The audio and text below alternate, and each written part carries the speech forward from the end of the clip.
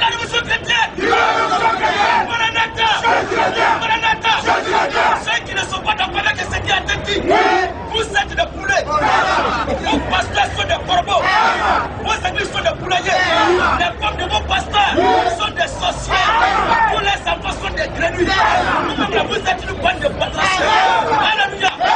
Vous ne vous rien à faire.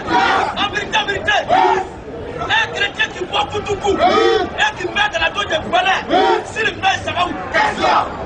Mon pasteur va vous dire quoi? Si tu as vu balai, c'est un péché. Il y a passion, oui, il y a impudicité, oui, il y a pas de tout. Tu ne parles là. C'est là que ça va. Alléluia. Si on quitte tout, on va aller où? Si on quitte tout, on va aller où? Vive le mauvais. Le chrétien doit boire. Tous ceux qui ne boivent pas n'iront pas au ciel. Tout chrétien doit boire. Parce que le chemin continue au ciel. Et le Seigneur Jésus-Christ, lui-même l'a bu du vin. Et il l'a fabriqué encore. Il a donné aux gens, ils sont plus. Et les gens apprécient la qualité de vin qu'il a fabriqué. Ce n'était pas la sucrerie. Mais le Seigneur Jésus-Christ, il vivra du vin alcoolisé. Alléluia. Et avec les yeux rouges, il va t'attaquer. Vive le mauvais. Vive la passion. Un chrétien qui met de la douille de Koumoukou, des cabalons, des bières, des vins, dans une boîte de nuit, pas au ciel. Mais un baptiste, Osbois, Yeso, l'Assemblée de Dieu, qui met dans une veillée de prière, lui va en enfer. Il va en enfer. Il va pas de mal là-dessus. À part les frères catholiques, à part les chrétiens d'Israël, les témoins de Jéhovah, s'il y a un Dieu qui s'appelle Jéhovah, c'est un bâtard. En vérité, c'est pas plus compassion qu'on parle aux catholiques. Si le catholique lui-même sait qu'il est un démon, tu étais de la tradition, tu fais le fétiche, tu fais la sorcellerie, il y a des statues que tu adores, il y a des boîtes que tu adores. En même temps, quand tu viens à l'église, les mêmes choses sont là. L'église catholique, c'est la tradition replâtrée. L'église catholique, c'est la politique de Satan. L'église catholique est la dépotoir du diable. Quand le diable descend sur la terre des hommes, sa première poubelle dans laquelle il dépose ses déchets, c'est l'église catholique. C'est l'église catholique. Et son manteau qui l'apprête pour aller travailler, c'est le pape même. Le pape est le reflet visible du Satan invisible. Le pape est un diable. Tous les monseigneurs sont possédés. Un enfant de Dieu est un voleur. Tous les amis sont des voleurs de voleurs.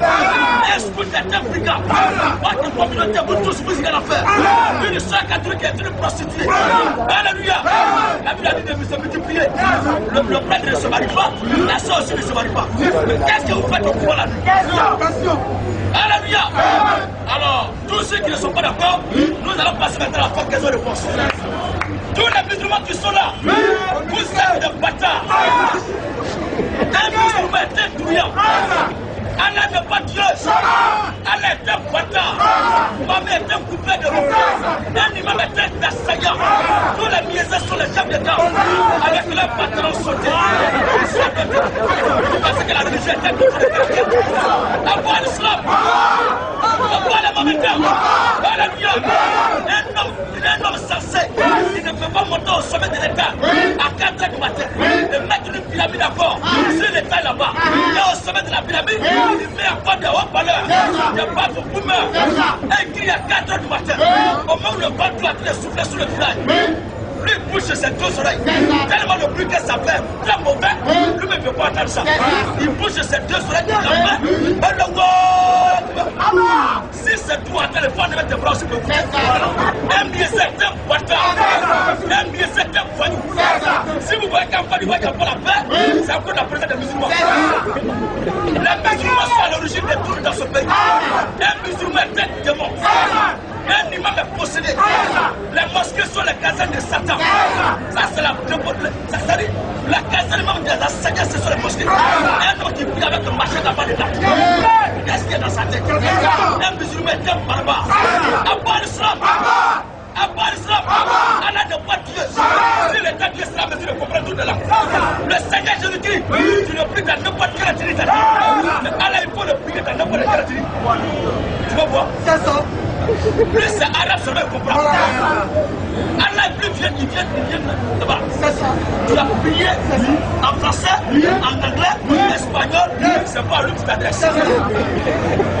Maintenant, le mystère d'avoir la langue parole. Qu'est-ce que ça veut dire? Que les musulmans viennent nous expliquer ça. On va donner à l'air, il faut avoir un aspect bizarre. Il faut laisser la barbe dans ton visage. Un imam est très brigand. Avoir l'islam. Alors s'il y a les musulmans qui sont là, je vous atteste. Un musulman qui meurt, il prend sa nappe, son sirikaka, son boubou, avec son chapeau de voyou, son pantalon sauté, il prend l'affaire. Parce que lui, il est quitté là-bas.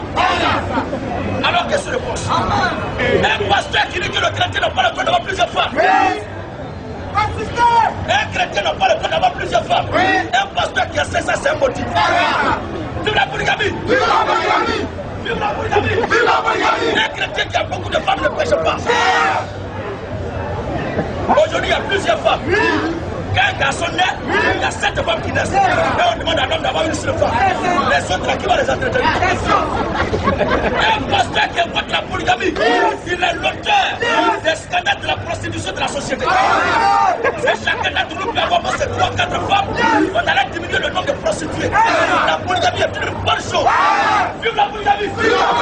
Mais attention, la femme n'a pas le droit d'avoir plusieurs gars. À part la polygamie, une femme qui a 3 gars, 2 gars, pas de copains, ce ne sont pas tes copains, ce ne sont pas tes gars, mais ce sont tes clients. Parce que devant Dieu, tu es une prostituée. Alléluia. C'est l'occasion qu'il y a plusieurs femmes. Le Seigneur te bénit. Alléluia. Alors, c'est une présence qui m'est familière quelque part. Amen. Parce que l'atmosphère de la maladie, ça change là. Je sens cette présence-là. Si elle tombe sur toi aussi, tu es foutu. La meilleure manière, c'est de te cacher dans la fente, comme un fils se peut sur tout. Alléluia. Alors, celui qui ne veut pas être confondu ici, il faut croire ce qu'elle dit. Dans le cas contraire, tu arrêtes pour écouter. Maintenant, tous les sorciers qui sont là aussi, vous êtes des bâtards. S'il y a quelqu'un d'entre vous qui est fâché, il n'a qu'à se manifester. Alors, question.